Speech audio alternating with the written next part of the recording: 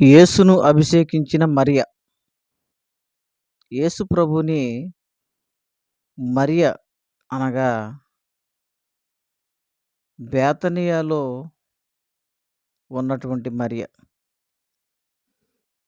ఈమె యేసుక్రీస్తుని అభిషేకించినది. ఏ రీతిగా అంటే,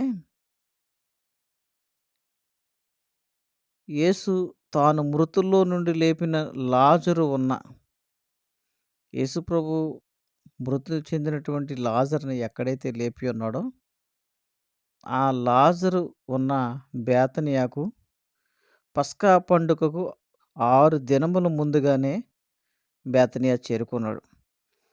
అక్కడ వారు ఆయనకు విందు చేసిరి. ఆ బేతనియా ప్రాంతంలో, ఆ బేతనియా గ్రామంలో ఒక విందును ఏర్పాటు చేశారు. మార్తా ఉపచారం చేసెను. లాజరు ఆయనతో కూడా భోజనము కూర్చున్న వారిలో ఒకడు. చనిపోయిన లాజరు బ్రతికించిన దేవుని యొక్క తోటి కలిసి భోజనం చేసిన సందర్భం. ఆ భోజనమును కూర్చున్న వారిలో చనిపోయి బ్రతికించబడినటువంటి లాజరు కూడా ఉన్నాడు. అప్పుడు మరియ మిక్కిలి విలువగల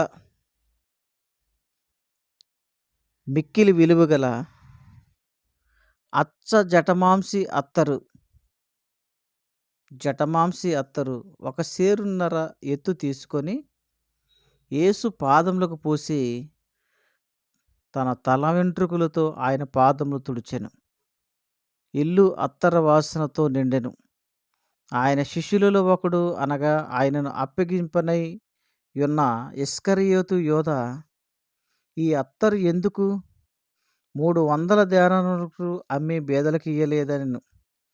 అతడు ఆ డబ్బుని మీద వ్యామోహం కలిగినటువంటి ఇస్కరియోతు యోధ ఈ రీతిగా అంటున్నాడు. ఇంచుమించు ₹150 విలువైనటువంటి ఆ యొక్క అత్తరును తీసుకొని పాడు చేశావని చెప్పి ఇస్కరియోతు మాట్లాడుచున్నాడు. ఈ అత్తరు ఎందుకు 300 దేనారములకు అమ్మి బేదలకు ఇయ్యలేదన్ను. వాడు ఇలాగ చెప్పినది బేదల మీద శ్రద్ధ కలిగి కాదు గాని, వాడు దొంగయ్యై ఉండి తన దగ్గర డబ్బు సంచి ఉండినందున అందులో వేయబడినది దొంగిలించుచూ వచ్చెను గనుక అలాగు చెప్పెను.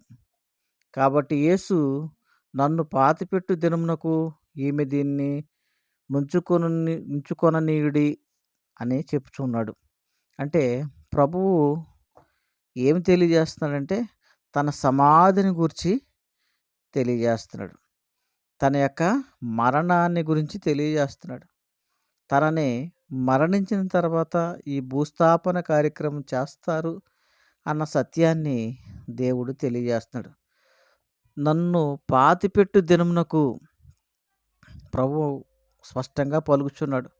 తన పాతిపెట్టే దినం కొరకు ఇది చేయబడినది అని ఆయన చెప్పుచుకున్నాడు.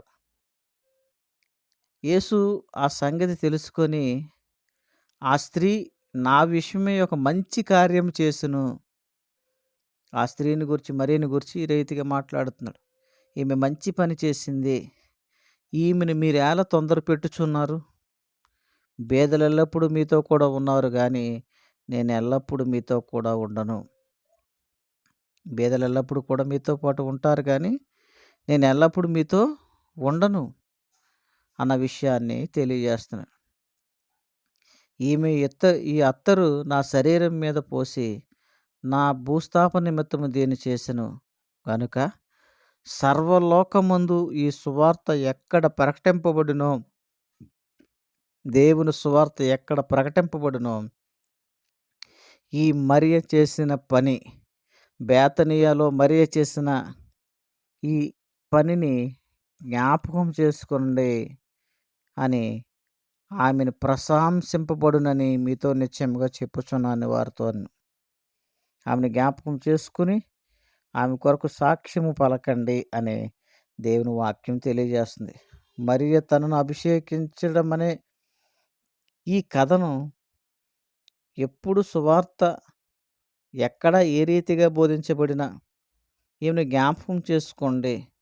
ఈమె చేసిన ఈ పనిని మీరు జ్ఞాపకం చేసుకోండి అని తన శిష్యులతోటి చెప్తున్నాడు. ఇందులో పేర్కొన్న అత్తరు చాలా ఖరీదైనది. దానితో యేసుకు పాదాభిషేకం చేసిందంటే యేసు పట్ల మరియకు ఎటువంటి భక్తిభావం ఉన్నదో, ఎంత త్యాగనిరతి ఉన్నదో తెలుస్తున్నది. లభించిన అవకాశాన్ని జారవిడుచుకోకుండా ఆమెను సద్వినియోగపరుచుకుంది. ప్రభువు పట్ల వ్యక్తమైన ఈ భక్తి మర్యాదలు, విశ్వాసం ప్రతి విశ్వాసికి ఉండాలని దేవుడు వాంఛిస్తున్నాడు. దీన్ని ఉద్దేశిస్తూ యేసు సువార్త ఎక్కడెక్కడ ప్రచురితమవుతుందో అక్కడ ఈమె చూపించిన గౌరవప్రదమైన చర్య ప్రస్తావనకు వస్తుందని యేసు చెప్పాడు.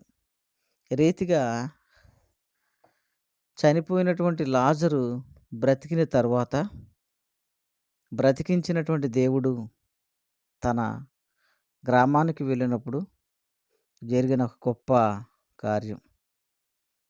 యేసును బేతనియాలో మరియ అభిషేకించినది. అత్తరుతో అభిషేకించినది. జటమాంసి అత్తరు, విలువైన అత్తరు తీసుకొచ్చి తన పాదముల మీద పోసి తన తలతోటి ఆమె తన పాదాలని తుడిచినట్లుగా వాక్యం తెలియజేస్తుంది. అంటే ప్రభు యందు ఎంత భయము, ఎంత భక్తి, ఎంత గౌరవం ఉన్నదనేది ఈ యొక్క వాక్యము ద్వారా, ఈ కార్యం ద్వారా గ్రహిస్తున్నాం. పేదలెప్పుడు ఈ లోకంలో ఉంటూనే ఉంటారు. కానీ ప్రభువుని హత్తుకోవాల్సిన సమయంలో హత్తుకోవాలి. ప్రభువుని ఎరగవలసిన సమయంలో ఎరగాలి. ప్రభువుని తెలుసుకోవాల్సిన సమయంలో తెలుసుకోవాలి. వాక్యానుసారంగా జీవించవలసిన సమయంలో జీవిస్తూ ఉండాలి. ఈమె ప్రభువుని తన విలువైన అత్తరుతో అభిషేకించింది. మరి నీవు నీ యొక్క హృదయంతో నీ దేవుని అభిషేకించేవానిగా ఉన్నావా అనేది ఆలోచించు.